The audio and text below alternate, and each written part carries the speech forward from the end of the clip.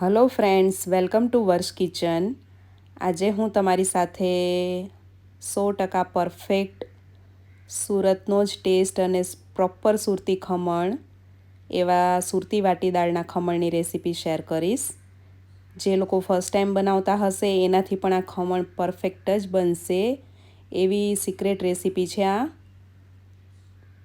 જોઈ શકો છો તમે, એકદમ પરફેક્ટ જાળીદાર ખમણ રેડી થયા છે. સુરતી ખમણની ખૂબી જ આ છે કે ઉપરથી નીચેથી આવી રીતે અંદરથી બધી બાજુથી જાળી એકદમ સરસ રીતે પડેલી હોય છે. અને આ ઘરે બનાવેલા ખમણ હોવાથી ગળે ડચુરો પણ નથી બાજતો અને એકદમ સોફ્ટ રેડી થાય છે. તમે કોરા ખમણ ખાશો તો પણ ગળામાં અટકશે નહીં. 400 ગ્રામ ચણાની દાળને મેં 4 કલાક આ રીતે પલાળી લીધી છે. 4 કલાક બાદ આ રીતે ચેક કરવો દાણો, તરત ક્રેક થઈ જાય તો સરસ પલળી ગઈ છે એવું સમજવું. હવે બધું પાણી નિતારીને કાઢી લેવાનું છે, ફેંકી દેવાનું પાણી. અને એક વખત પાણીથી ધોઈ લેવાની છે આ પલાળેલી દાળને.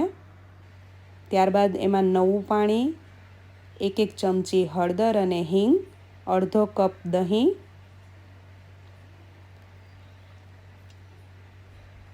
બધું નાખીને રવા જેવું ક્રશ કરી લેવાનું છે. જાડો રવો હોય એ ટાઈપનું ક્રશ કરવું, થોડું દરદરું. અને હંમેશા આ રીતે એક ડબ્બામાં જ ખીરું રાખવું આથો આવવા માટે. અને મીઠું ક્યારેય પણ ના નાખવું પહેલેથી, નહીં તો આથો ખરાબ થઈ જાય છે. હળદર અને હિંગ નાખીને સરસ રીતે મિક્સ કરી લેવું. અને 7 થી 8 કલાક માટે આથો આવવા મૂકવાનું છે. 1 ટીસ્પૂન ઈનો એડ કરવાનો છે. ત્યારબાદ ડબ્બાને ઢાંકીને 8 કલાક માટે ખીરામાં આથો આવવા દેવા માટે રાખી મૂકવાનું છે. જો તમે સાંજે 6 વાગે પલાળ્યું હોય તો રાતે 10 વાગે ક્રશ કરીને મૂકી દેવું, તો સવાર સુધીમાં આથો રેડી થઈ જશે અને સવારમાં ખમણ પણ રેડી થઈ જશે.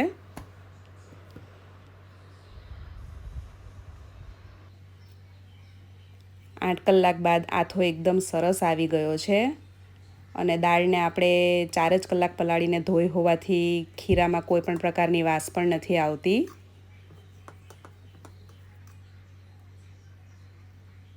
તો હંમેશા દાળને પલાળીને બધું પાણી કાઢીને એને એકવાર ધોઈને પછી જ આ રીતે ક્રશ કરીને આથો લાવવા મૂકવું. હવે આમાં જરૂર પ્રમાણે પાણી અને મીઠું નાખીને ખીરું થોડું પતલું કરીશું. આપણે મીડિયમ થીક રાખવાનું છે. 1 ચમચી ખાંડ એડ કરવી.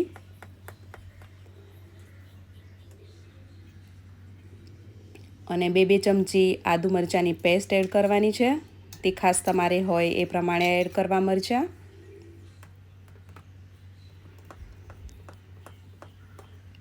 આ બધું જ સરસ રીતે મિક્સ કરીને એને અડધો કલાક ફરીથી ઢાંકીને રહેવા દેવાનું છે.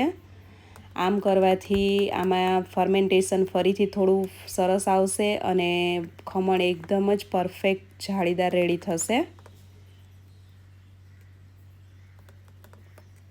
અને એકદમ સોફ્ટ ખમણ બનશે.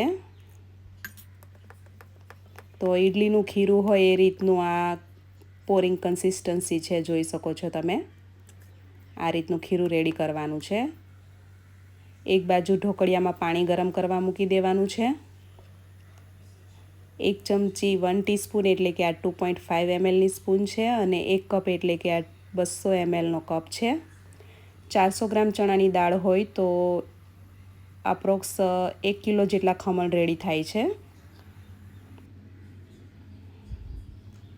2 કપ ખીરું હોય તો 1 ટીસ્પૂન સોડા બાયકાર્બ એડ કરવાનો છે. મારું આ 1.5 કપ ખીરું છે તો મેં થોડો ઓછો સોડા એડ કર્યો છે.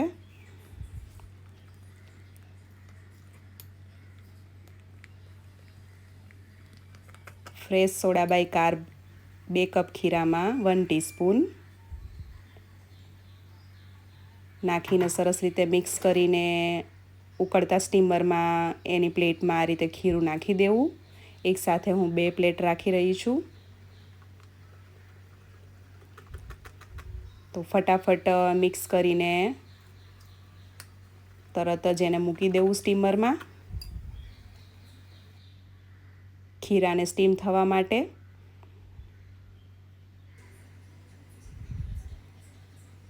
તમે જરાક એવા પાણીમાં સોડા ઓગાળીને પણ એડ કરી શકો ખીરામાં. 10 મિનિટ હાઈ ફ્લેમ પર સ્ટીમ કરવાનું છે. ફૂલ ગેસ પર 10 મિનિટ વરાળે આને બફાવા દેવાના છે. તો 10 મિનિટ પછી આ રીતે ખમણ રેડી થઈ ગયા છે. હવે એને 15 મિનિટ ઠંડા થવા દેવાના છે, ત્યારબાદ જ કટ કરવા, કેમ કે આ એકલી ચણાની દાળના છે, તો ગરમા ગરમ કટ નહીં કરવા. 15 થી 20 મિનિટ ઠંડા પડે ત્યારબાદ જ કટ કરવા, એટલે તરત જ અનમોલ્ડ થઈ જશે. જોઈ શકો છો તમે ઉપરથી પણ જાળી પડી ગઈ છે. અને ફૂલ ગેસ પર જ સ્ટીમ કરવા ઢોકળા હંમેશા, તો એનું રિઝલ્ટ એકદમ સરસ આવે છે અને 10 જ મિનિટમાં આ ખમણ રેડી થઈ જશે.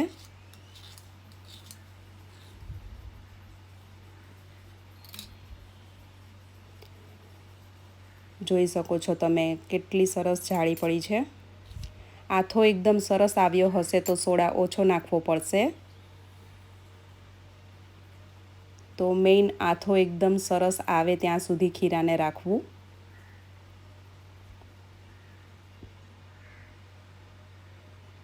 આ ઢોકળા ખાવામાં બિલકુલ કોરા નહીં લાગે.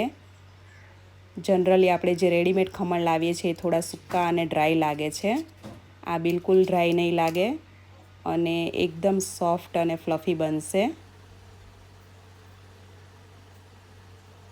આ તમે કોરા તેલ સાથે પણ ખાઈ શકો અને વઘારીને પણ જે રીતના ફાવે એ રીતના સર્વ કરવા. 4 થી 5 ટેબલ સ્પૂન તેલ લઈને એમાં 2 મોટી ચમચી રાઈ તમારા ટેસ્ટ પ્રમાણે વઘાર કરવો. રાઈ એકદમ સરસ થઈ જાય એટલે એમાં થોડું જીરું,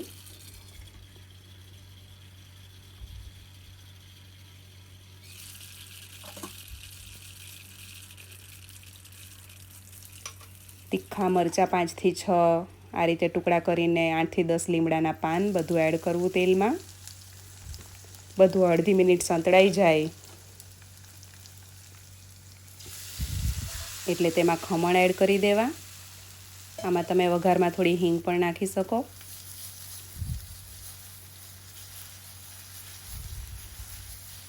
આમાં કોઈ પાણી નાખવાની જરૂર નથી, કેમ કે નેચરલી આ ખમણ સોફ્ટ જ છે.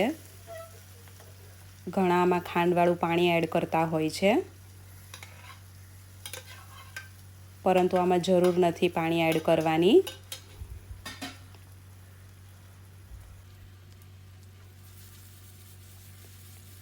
તો રેડી છે આપણે એકદમ 100% સુરતી ટેસ્ટના જ સુરતી ખમણ, એ પણ ઘરે બનાવેલા.